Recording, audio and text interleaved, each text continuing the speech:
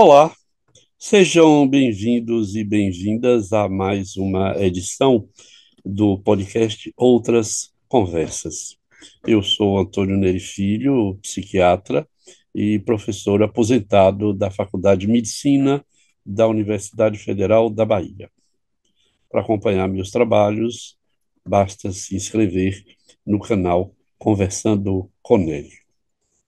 E hoje eu vou conversar com uma pessoa que é muito cara a nós todos na Bahia, no Brasil, em particular no CETAD, Centro de Estudos e Terapia do Abuso de Drogas, porque é um antropólogo renomado pelos seus estudos. Eu vou conversar então com Eduardo John Batista das Neves McRae, ou como ele é conhecido, Eduardo McRae. Edward é antropólogo, ele é também psicólogo de formação, ele é professor do Departamento de Antropologia da Universidade Federal da Bahia, ele é coordenador de um grupo de estudos, o GIESP, vinculado ao CNPq, e é atualmente um professor aposentado, mas trabalha na pós-graduação, orientando muitos alunos, como o fez ao longo de toda a sua carreira.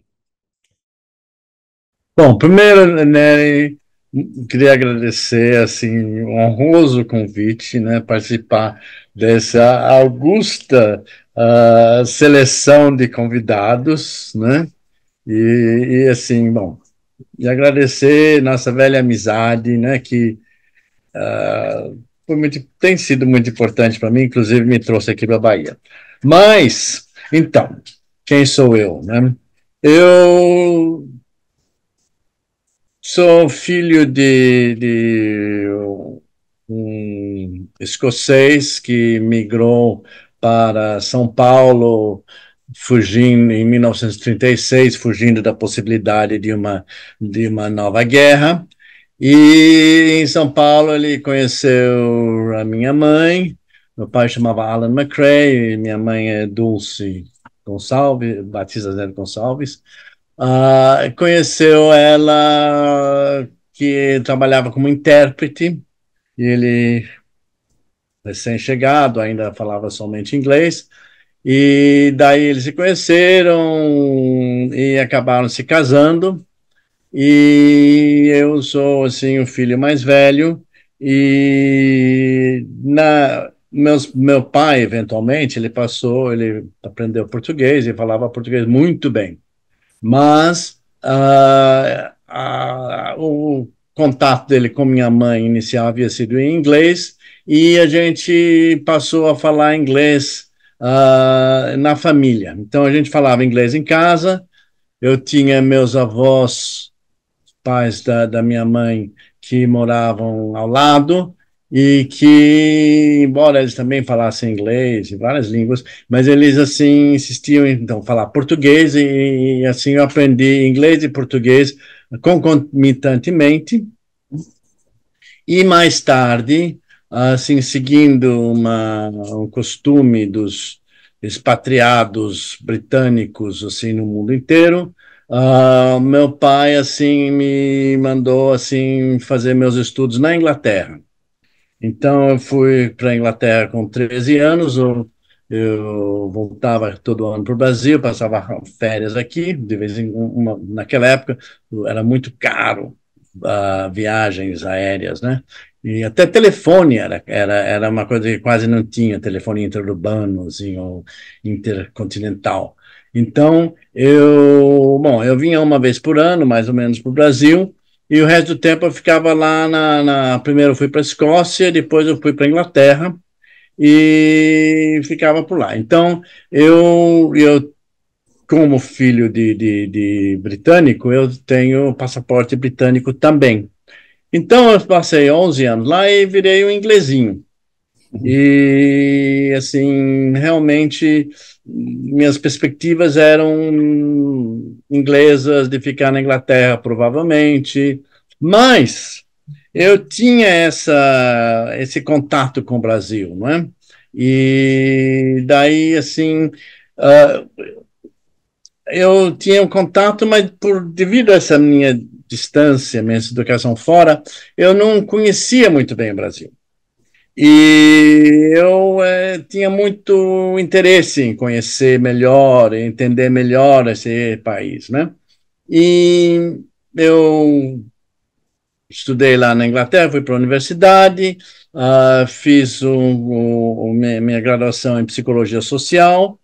Daí eu, assim, com meu interesse para conhecer melhor o Brasil, eu fiz um mestrado em sociologia da América Latina e daí até comecei um doutorado, mas assim, é, não sei, série de problemas assim que a gente às vezes tem com o mundo acadêmico e eu acabei assim largando o mestrado, o doutorado pelo meio e voltei para morar definitivamente no Brasil. Era a época do Médici. E na Inglaterra, eu participei, eu estava na universidade entre 65 e 68, e eu participei de toda a loucura de 68, inclusive estive em São Francisco em 66, no início lá do tal do Verão do Amor, fui lá em todos os lugares, fiz de tudo que tinha direito. E então, assim, eu era assim, tipo, um flower power meio engajado também politicamente, sabe, ia fazer manifestações contra a guerra no Vietnã, essas coisas. Ah, daí, então, eu cheguei aqui na época do Médici, que era barra pesadíssima, né? E, e eu, assim, bom, ao mesmo tempo, era uma época assim de contestação cultural. Eu já tinha acabado mais ou menos, um pouco depois de eu chegar, já acabou a luta armada. Foi assim destroçada, presa, morta, exilada, né? Os antigos guerrilheiros, né? E daí assim uma nova geração surgiu que também estava igualmente descontente com o sistema, mas que se expressava mais de uma forma cultural, né? E daí teve, a partir de 75, quando teve a anistia, uma opção de pessoas começaram a voltar de exílios na Europa, nos Estados Unidos, e a gente teve um grande florescimento do teatro, da música popular, e então, apesar de você, apesar de tudo, assim, né, da repressão, ah, foi uma época muito interessante, muito dinâmica, as coisas estavam acontecendo, era muito excitante também, né? Então, assim, de certa forma, eu pude participar um pouco dessas coisas aqui no Brasil, Uhum. e daí eu passei vários anos distante da academia. E eu estava trabalhando basicamente na cultura inglesa, dando aula de inglês. E daí chegou uma hora em que eu me cansei, sabe, assim, tudo bem, mas assim, eu queria mais, uma coisa mais interessante do que ficar repetindo sempre aquelas aulas de inglês, né? E eu acabei, assim, entrando no mestrado de antropologia da Unicamp. Eu tinha ido lá para me registrar como no mestrado de sociologia, mas assim tinha acabado de fechar. E a pessoa encarregada lá da antropologia diz: Olha, se você me mandar um trabalho, não sei o que eles falaram lá, até a segunda-feira, a gente ainda pode te incluir. Daí acabei sendo incluído na antropologia, que era uma coisa para mim bastante nova. E embora eu acho que eu sempre tive, sabe, o espírito de antropólogo, essa minha educação binacional, né? Ela me dava esse olhar assim de estranhamento né? Então sempre tive isso. Bom, daí entrei na antropologia e lá eu tive como meu orientador inicial Peter Fry, que era um conhecido antropólogo, que foi um dos fundadores da pós-graduação lá da Unicamp. E com ele eu fiz, depois de um tempo eu passei da Unicamp para a USP. Daí meu mestrado foi reconhecido e eu passei como doutorado direto. Foi que fizemos. E daí lá na USP, eu tive como orientadora a Eunice Durham, que era outro nome importante da antropologia da época. E também a Eunice, ela trabalhava muito com a Ruth Cardoso. Tudo que que elas faziam juntos. Então, os cursos que elas davam eram juntos. E, embora a minha orientadora fosse a Eunice, eu também tive muito contato com a Ruth Cardoso. E que ela era muito amiga do Peter, e através do Peter também fiquei conhecendo ela, ficamos, sabe, amiguinhos, não era muito próximo, mas foi Em muito que ano bom você, esse contato. em que ano você terminou essa Em antropologia? 96. Não, 96, não, 86, 86. Em 86. 86, Então, então, eu defendi a minha tese, que era sobre o movimento homossexual no Brasil, em São Paulo, sim. que foi o primeiro grupo gay que surgiu, que eu ah, fiz a etnografia, e daí, então, e também eu era militante aí nesse grupo, o Grupo Somos, e daí, bom, esses movimentos sociais são assim, são terríveis também. Tá Uhum. todo mundo brigando com todo mundo, é um desgaste emocional terrível, né? E quando eu terminei a minha tese, eu já estava assim, desgastado, digamos, com toda essa discussão, essas pessoas, todas essas briguinhas, né? Inclusive, minha tese foi sobre um conflito que teve dentro do grupo, né? E, bom, então daí eu queria fazer uma coisa, agora eu não queria mais aquele tema, mas eu queria continuar com um tema assim, meio que do contra. Eu sempre tive assim, uma coisa assim, uma irritação com a hipocrisia, sabe? E eu vi essa questão gay como uma coisa de hipocrisia. E daí tinha outra questão assim que também me afetava, porque eu, como tinha vivido toda essa época do Flower Power, essas coisas assim, eu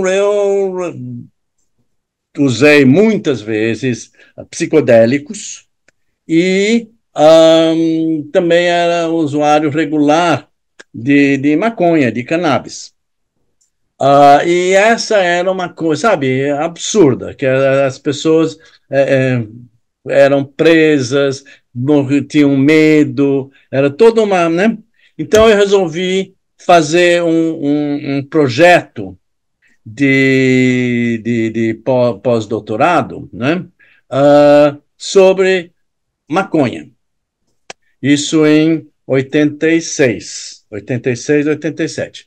E nessa época, bom, a partir de uma visão antropológica, Uhum. porque isso era uma coisa muito rara, não tinha, sabe, quase nada publicado sobre uma antropologia da maconha aqui no Brasil, né? Mas, Pouco em Edward, outros países. vou te pedir um minuto para fazer uma coisa ao contrário. Sim. No momento em que você toca nisso e que você vai se interessar por um psicoativo extremamente, eu diria, hostilizado e demonizado, como você costuma dizer que é a maconha, eu queria fazer um retorno e dizer às pessoas que você, Edward McRae, é professor do Departamento de Antropologia da Universidade Federal da Bahia, você é antropólogo, você é coordenador de um grupo de pesquisa no CNPq, o GIESP, que você vai dizer um pouco depois o que é, e professor associado do CETAD. Então, o CETAD, sendo um centro especializado no cuidado das pessoas usuárias de álcool e outras drogas, eu vi em você uma possibilidade muito interessante, e nesse período, pós 89 e 90, ter um antropólogo que tivesse feito a trajetória que você estava iniciando em 87, 89, pudesse trabalhar conosco.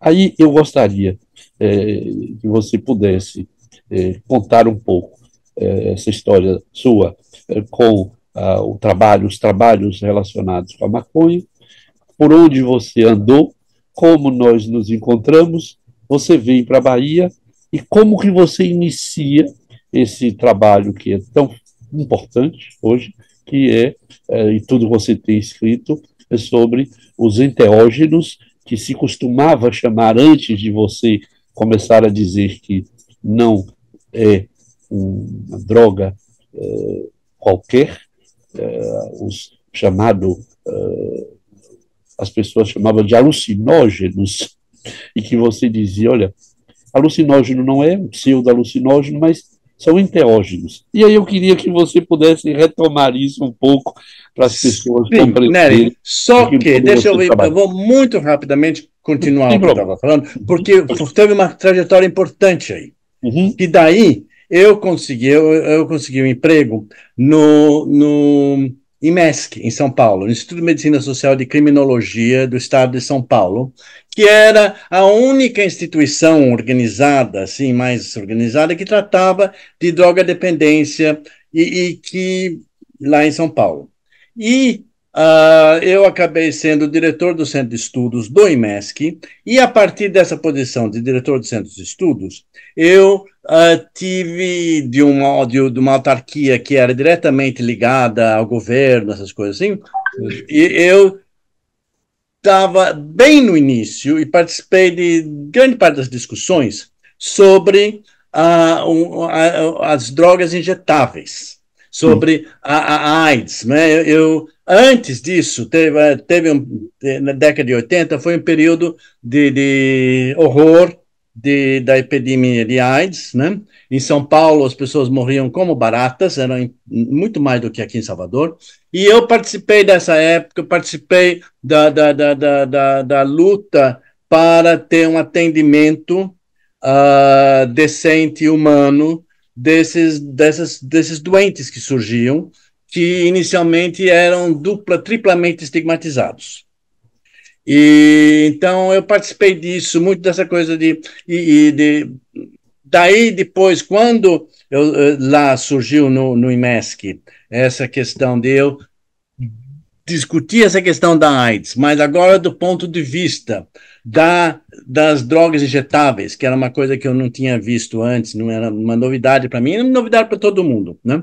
E daí então eu tive essa oportunidade de participar ativamente das discussões de prevenção à AIDS em presídios e coisas assim, que era a grande preocupação.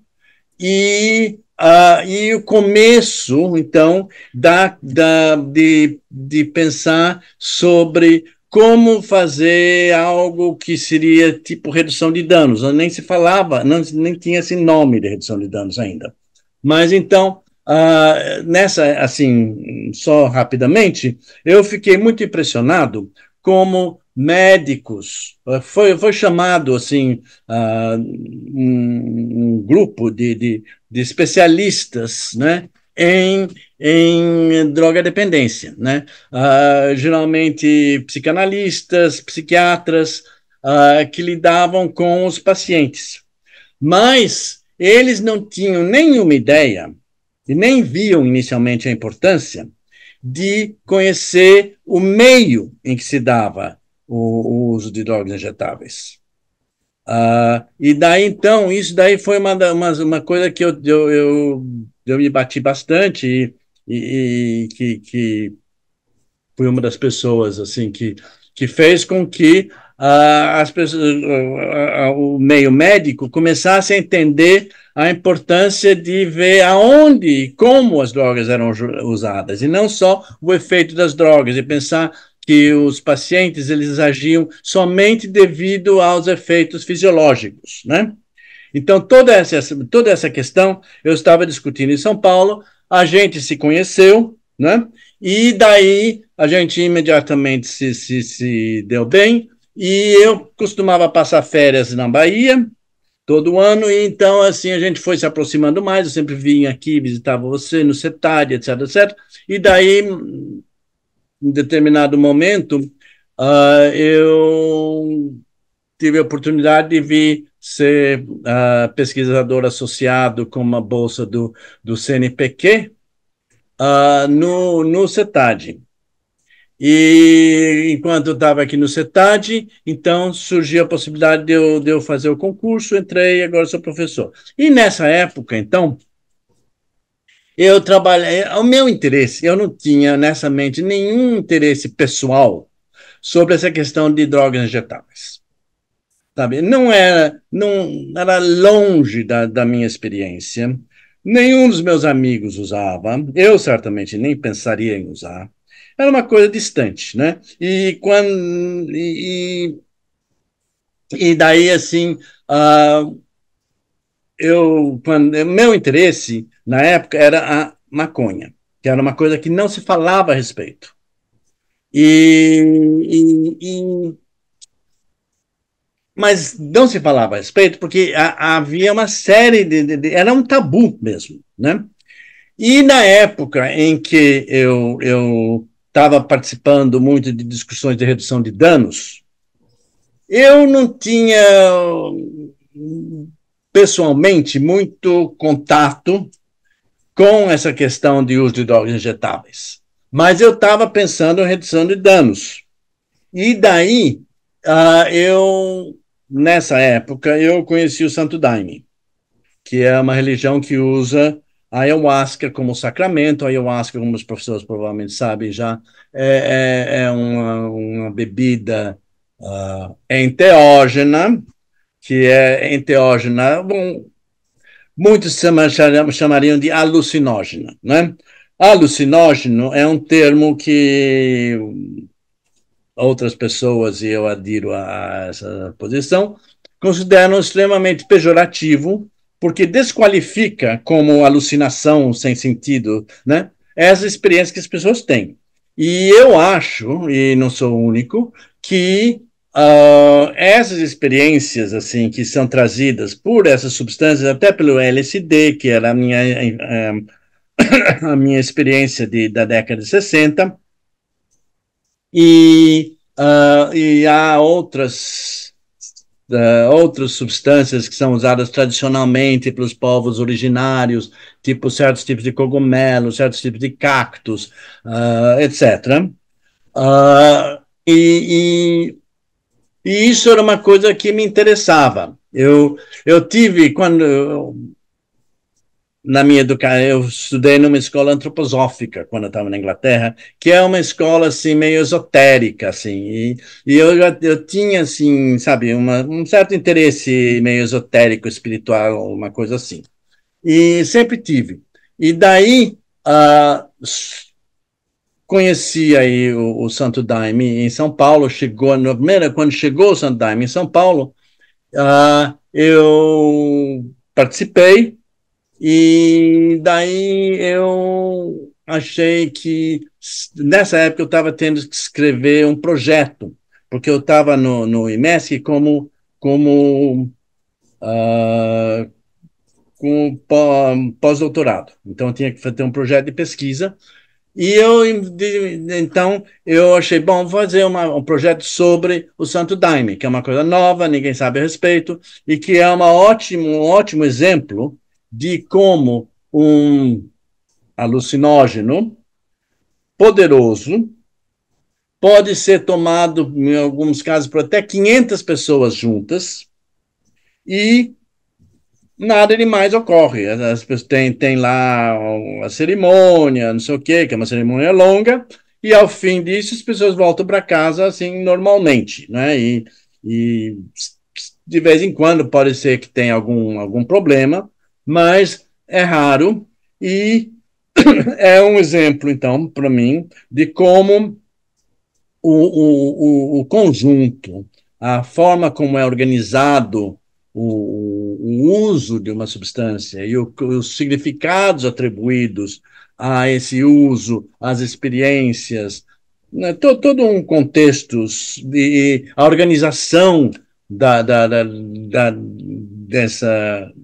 dessa religião, né?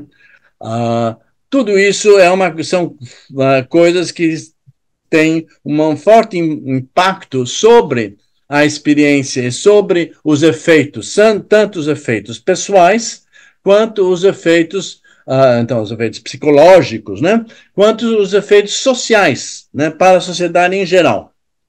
E, bom, então, eu passei a ver o Santo Daime como um ótimo exemplo de redução de danos também.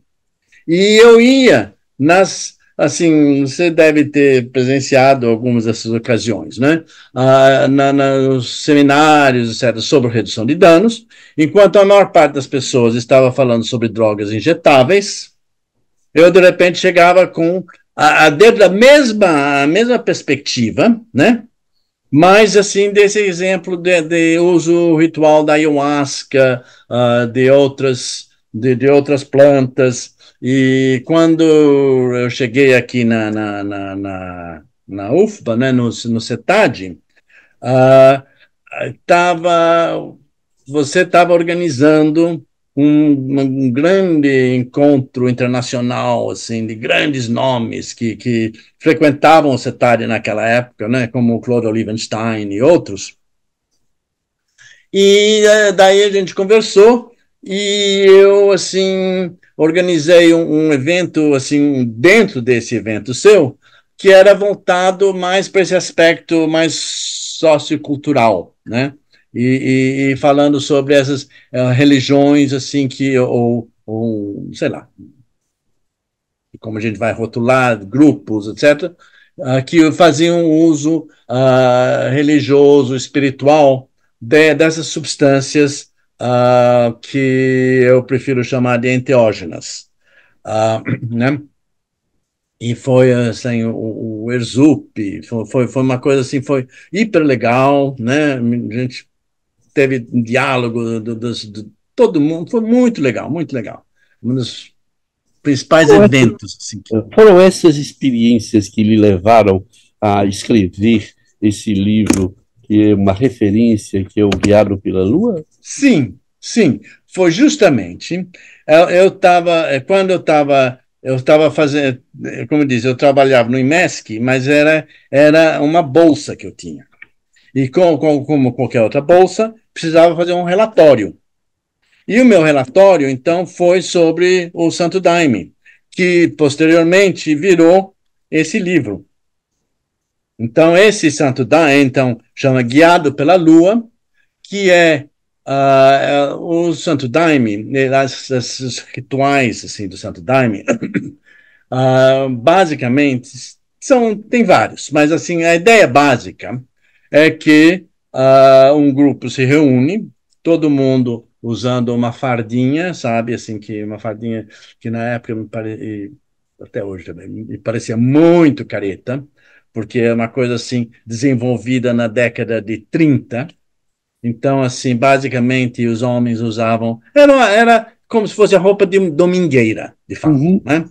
E tinha terno, coisa do gênero, né? Gravata. As mulheres usavam umas saias que pareciam assim de canto orfeônico. Talvez você se lembre, canto orfeônico, né? Uhum. Mas essas coisas assim de tudo bem, bem certinho dentro de uma conceito de normalidade da década de 30, 40, 50, né? Ah, e daí virou assim padrão e daí não se muda mais isso. Mas então dentro dessa é toda uma coisa muito ordeira. E como eu digo, até a gente pode ver como meio careta, né? Assim, dessa. Mas então dentro desse contexto, né, as pessoas se reúnem, tomam o daime, o santo daime, o ayahuasca, tem vários nomes para essa bebida, e daí elas ficam todas sentadas em concentração e passam assim umas 3 ou 4 horas, não, uns 4, 5 horas, uh, silenciosas um tempo, outra hora cantando. Todas essas religiões, essas práticas xamânicas de povos originários com diferentes enteógenos, elas invariavelmente incluem música.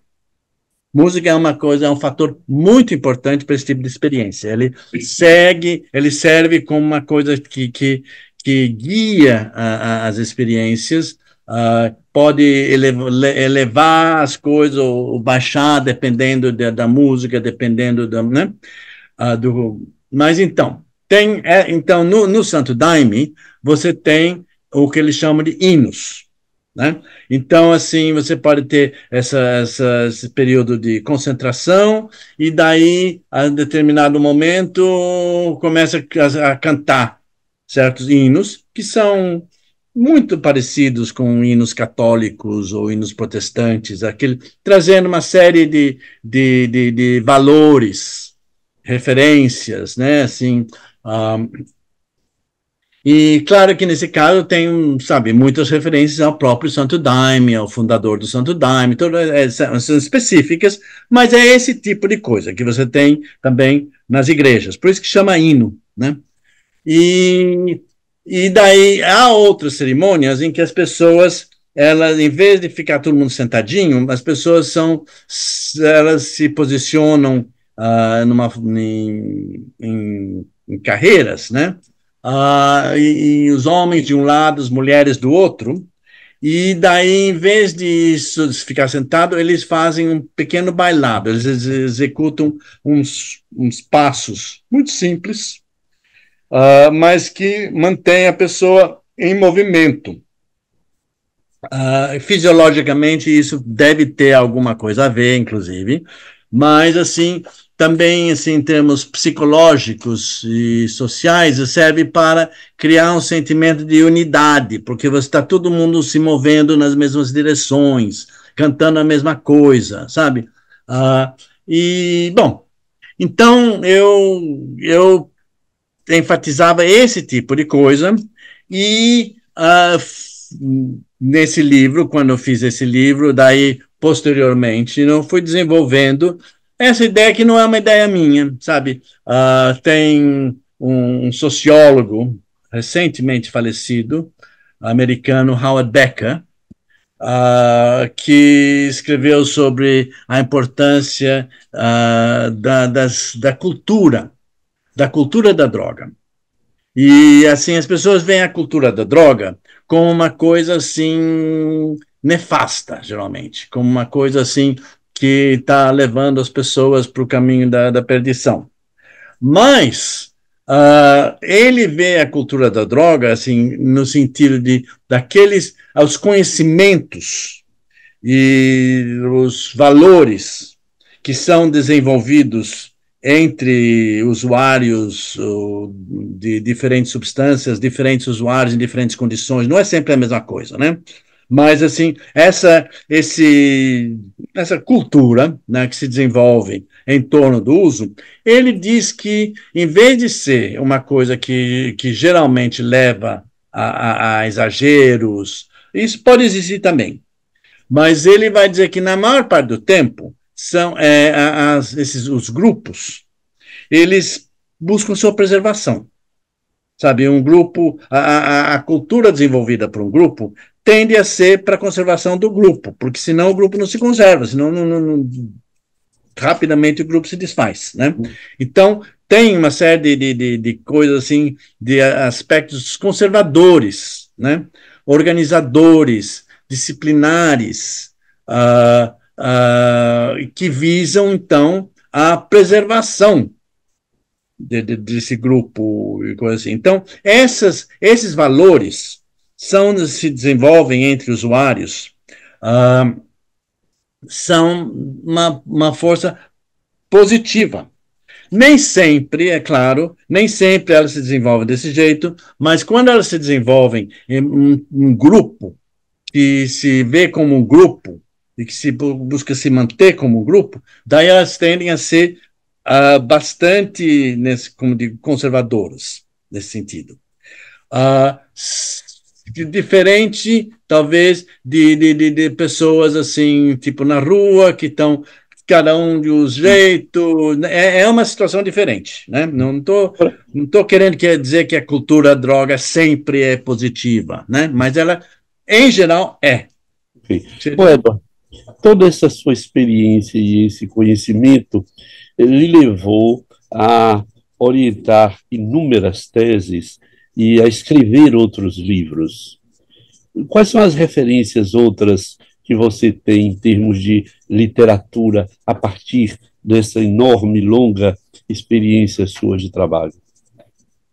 Você quer dizer outros antropólogos, sociólogos, São outros psicólogos? livros, outros textos, outras publicações que Sim, você orientou muita tese, sim, sim, sim, sim. muitos Bom, livros por eu escrito. dentro Mas quais desse, os livros que você tem produzido sim. que, como Guiado pela Lua, são para você referências do seu trabalho? Sim. Bom, eu também, ah, inicialmente, meu interesse, como eu disse, era sobre a maconha. Então, eu escrevi um livro que foi um primeiro relatório de uma primeira bolsa que eu tive, que era sobre usuários de maconha. Eu queria falar sobre usuários que eu chamava de não marginais, Sim. que assim eram aqueles que eu conhecia, pessoas estudantes, pessoas que trabalhavam, pessoas assim integradas na sociedade de uma forma ou outra. Nenhum de nós é plenamente integrado, né? Graças a Deus, mas assim, mais ou menos a gente busca ser e é.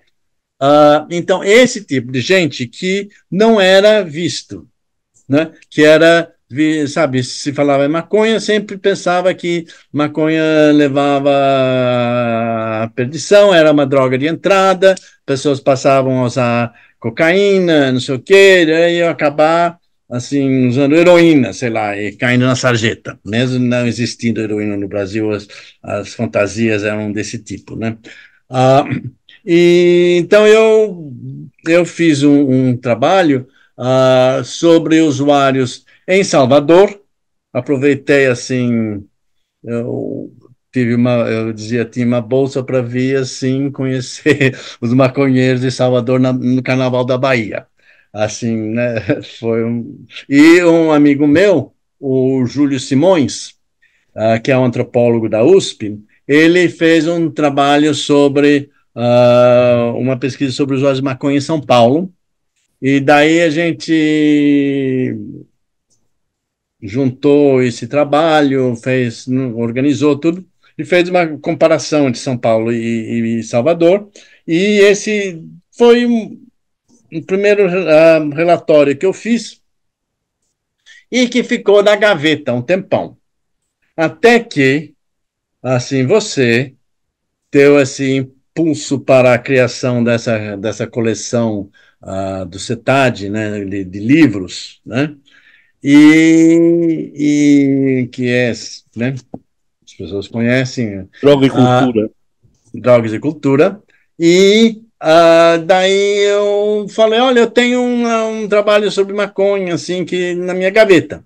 E daí a gente publicou isso e foi um livro chamado Rodas de Fumo, Uhum, que foi um primeiro livro que eu fiz. Em São Paulo, antes de vir para cá, eu já tinha publicado, então, esse que você falou, né, que é o meu relatório sobre o Santo Daime, que é esse livro aqui, né, Guiado uhum, pela Lua, uhum, que essa daqui é interessante, porque saiu pela editora Brasiliense. uhum. E na época eu conheci ligeiramente o dono da editora Brasilense, o Caio Graco Uhum. Prado. Você E publicou eu, também um livro interessante com o Ministério da Cultura. Sim, daí foi outro livro que eu fiz, né? Então, só esse Guiado pela Lua, o Caio Prado, ele estava interessado no Santo Daime e ele publicou o livro, mas ele morreu, assim, quando o livro tinha acabado de sair da gráfica. A pessoa que sucedeu ele, assim, odiava o Santo Daime. Então, essa edição eu fui um dia lá na livraria da editora Brasiliense e encontrei assim a edição inteira, assim, num tipo uma coisa que era uma espécie de lata de lixo, estava sendo vendido a quilo. Então eu comprei uma porção de exemplares e passei a distribuir esse livro durante anos e anos. Mas é interessante porque hoje, sabe, esse livro era literalmente maldito. A editora jogou no lixo, né? Uh, atualmente eu estou, bom, está no prelo, pela por essa coleção assim, Drogas e Cultura, né? E a Edufba, tá uma nova versão atualizada, revisada e que deve sair logo, logo, outra nova Perfeito. versão de Guiado pela Lua. E Eduardo, é, a gente caminha para nosso tempo, que é uhum, limitado, lamentavelmente, mas eu não queria interromper nossa conversa antes de você também se referir a esse livro extraordinário, que uma história, uma sim, referência, que vem de longe, que tem a ver com sua longa experiência com exatamente os exatamente. E com a minha experiência ah, como orientador de tese. Bom, só esse nome, Guiado pela Lua, Eu Venho de Longe, e outros de outras publicações minhas, são nomes que eu tiro desses hinos, que, sim. assim, escrever sobre Santo Daime tem uma riqueza de referências, assim, que é bem interessante. Mas, então, esse livro aí, um orientando meu, ele escreveu a tese dele sobre o fundador do Santo Daime, Uhum. que é um acreano, um negro maranhense que foi lá para trabalhar nos seringais e em 1930 em Rio Branco ele era um curador, né, um curandeiro e que usava a ayahuasca que ele aprendeu com os índios e então se criou, se desenvolveu. Ele ia curando as pessoas e numa época que é uma das poucas entidades de cura que existia em Rio Branco na época. Rio Branco era uma coisa completamente, né? Era o fim do mundo mesmo, né? Então, o próprio governador era um território que era dominado pelos militares. Então, os chefes militares recorriam ao mestre Irineu para se tratar. E, bom, então, a partir disso, dessa história toda, se desenvolveu lá no Acre o Santo Daime, que, de certa forma, tem uma posição na cultura acreana análoga, digamos, à Umbanda no Rio de Janeiro, ao Candomblé aqui em Salvador, né? Ah, e é uma coisa assim que, de certa forma, é bem análoga à Umbanda, né? Que é uma mistura de tudo, um monte de diferentes tradições, e só que arrumada de forma diferente. Em vez de um transe de possessão, como no candomblé, você tem um transe xamânico, que é, em vez do espírito descer, você sobe, Sim. né? E, bom, então esse meu orientando, ele escreveu uma dissertação sobre o mestre Irineu. E coisas assim que ele morou muito tempo em Rio Branco, não sei o quê, e foi lá e conversou com as pessoas, que é uma coisa bastante recente, as pessoas ainda estavam vivas até pouco tempo atrás. E ele fez essa dissertação muito interessante. E, assim, uma coisa assim, meio acadêmica, né, meio pesadona. Eu orientei ele, eu conhecia bem, sabe? A dissertação foi resultado do nosso papo, né? Aí. Uhum. E daí eu, na época, então eu falei com ele, a gente pode transformar isso num livro. Daí eu peguei e reescrevi a dissertação, e inclusive adicionei uma série de coisas que não estavam lá, tirei toda uma parte assim muito acadêmica, né? E ficou esse livro que hoje em dia os próprios daimistas dizem que eles aprendem desse livro. Uma coisa muito é uma coisa interessante essa, sabe? Uh, a gente tá esses alguns tradicionais antigos, eles vêm dizer, eu aprendi isso que não sabia a Estava no partir livro, estava no desse livro. livro. Então Uhum. isso é uma coisa muito gratificante também. Legal. Edward, duas questões para a gente terminar. Uma é, como você vê o Santo Daime hoje nessa sociedade brasileira dividida, a sociedade brasileira literalmente dividida entre uma direita radical, reacionária, extremamente difícil, e um outro brasileiro que tem esperança, que acredita, que reconhece um Brasil possível. Né? Como você vê o Santo Daime hoje nessa sociedade brasileira? Você acha que ela corre risco? Você acha que a criminalização ameaça a prática do Santo Daime? Coisas por aí. Olha, E a última coisa, para você já pensar, nós já estamos aqui há quase 50 minutos, eu tinha lhe dito que era mais curta nossa conversa. Quais são os seus planos atualmente? Você está aposentado da universidade, você está num programa de pós-graduação, mas quais são os seus planos? Então, de um lado, como você vê o Santo Daime na sociedade brasileira atual e quais são os seus planos de homem aposentado, de professor aposentado no programa de pós-graduação? vou tentar ser bem sucinto. O Santo Daime, a religiosidade brasileira, em geral, é muito feita a gente pode dizer, de seitas, né? Ah, na Europa, existe assim esse pavor de seitas. Mas aqui no Brasil, sabe, esses grupos, essas cultos, seitas, sei lá o quê, né? Certo? Grupos de Umbanda, grupos de Candomblé, grupos espíritas,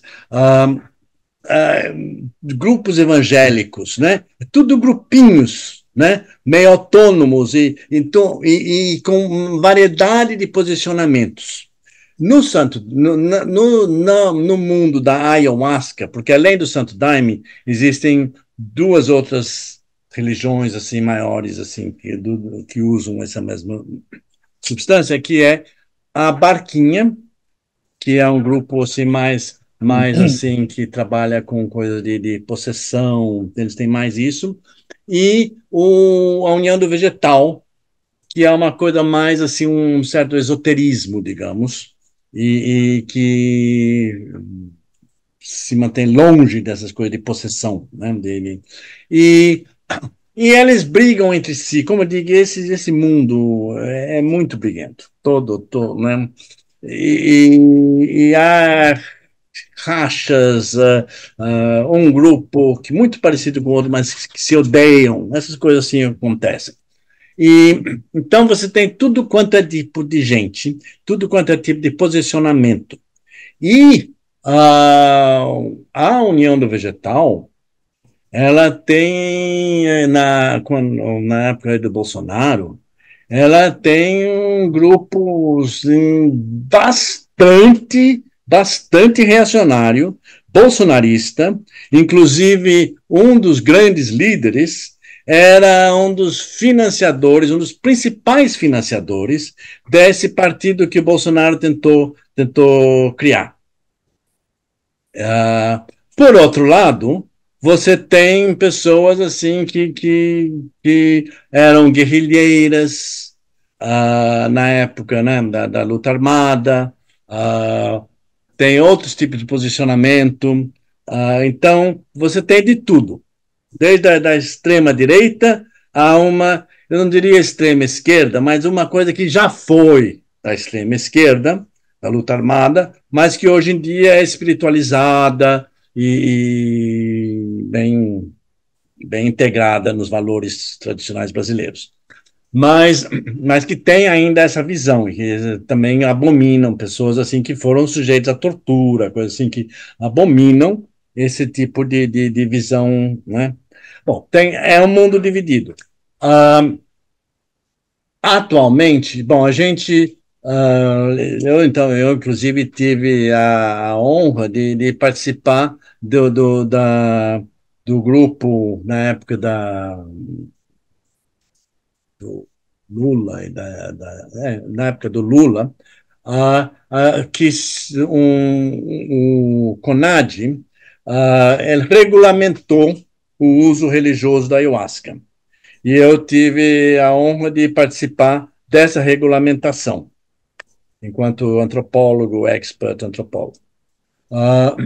Então, isso foi realizado, e hoje em dia, ayahuasca, santo daime e xamanismo ayahuasqueiro estão bastante difundidos. Quando começou, ou quando eu comecei, ainda era uma coisa hiper exótica e desconhecida, mas hoje em dia, grande parte das pessoas sabem, já ouviram falar, e tem grupinhos de Santo Daime, de União Vegetal, assim, todos os estados brasileiros e em vários países estrangeiros. E assim, eu sei, o Daime chega de uma forma ou outra em todos os continentes. Não sei lá no Ártico, no Antártida, mas outros lugares está lá. Então, eu acho, agora, não é, a gente teve esse período assim extremamente assim negativo, né, do governo anterior, do Bolsonaro e companhia, e agora a gente ainda tem um legislativo, né, extremamente conservador, que ameaça assim certas conquistas que foram alcançadas, toda essa discussão sobre drogas. Assim, eu tenho batalhado muito numa posição antiproibicionista e vejo sabe, agora as coisas que a gente já estava começando a pensar, vamos conseguir talvez a descriminalização da maconha, talvez a acabar com políticas proibicionistas e começar a pensar mais em regular do que proibir tudo quanto é substância psicoativa, e agora a gente vê um retrocesso, e eu tenho medo um pouco do que podem tentar proibir Santo Daime e companhia, mas vai ser difícil, porque agora já tem muita gente envolvida. Ok. E nesta condição, quais são os seus planos imediatos? Sim. Então, eu me aposentei, mas assim como você, eu assim, sabe, eu morreria, ia ficar seco e morrer se eu tivesse que ficar parado, né? E então eu continuo, eu não como aposentado, eu não posso mais dar aula na graduação, mas eu continuo dando aula na pós-graduação. E mais de vez em quando eu dou aula. Não é todo semestre que eu dou curso, mas de vez em quando eu dou cursos ainda. E o que eu continuo fazendo é orientando, né? Aí eu me dou muito bem, eu adoro, assim, eu gosto muito da relação professor-aluno, orientador, orientando, sabe, é muito rico para mim, eu aprendo muito, talvez eu consiga dar uma certa orientação, assim, ajudar as pessoas a pensarem sobre o trabalho delas, mas eu que aprendo com elas, toda a pesquisa dela, não sei o quê, me enriquece demais. e não só assim em termos de conhecimentos, mas em termos de estar vivo, em termos de relações sociais, e me manter jovem. E então, assim, eu espero continuar nessa vida ainda um bom tempo. Ok. Eduardo McRae, eu lhe agradeço imensamente por esse depoimento. Não foi uma entrevista, foi um depoimento de uma pessoa que começa a trabalhar nos anos 60 e chega ao ano 2024 com essa vitalidade, com esse interesse que você tem pelas coisas humanas. E eu queria lhe oferecer uma poesia para concluir essa conversa nossa, uma poesia de uma pessoa que pagou com a própria vida a defesa dos mais frágeis, da liberdade e, sobretudo, do reconhecimento de que somos todos iguais, que foi Marcos Vinícius de Oliveira, que nós conhecemos como o Marcos Matraga. Eu estava procurando que poesia ler para você e me lembrei do que ele escreveu desse livro extraordinário que foi publicado depois da sua morte. E a minha poesia favorita é esta que eu lhe ofereço. Condição humana. Se quero ter o outro comigo, fraco, cansado ou louco, tenho que deixar sempre abertas as portas do meu coração. 100 vezes terei que ampará-lo quando fraquejar o ritmo de suas pernas. 1000 vezes terei que parar para que ele possa descansar. O que nos testa no amor não é o grau de dificuldade, mas sim a sua repetição. Então, obrigado, McRae. Espero que você tenha ainda um longo futuro de pesquisa e de trabalho pela frente. Vamos Obrigadíssimo. continuar repetindo, né? A repetição aí. Vamos lá. Se você gostou dessa conversa, então, dê um like para que nós possamos continuar fazendo esse trabalho. E me acompanhe no YouTube, no Instagram e no Spotify. Até o próximo, ou até a próxima, outras conversas.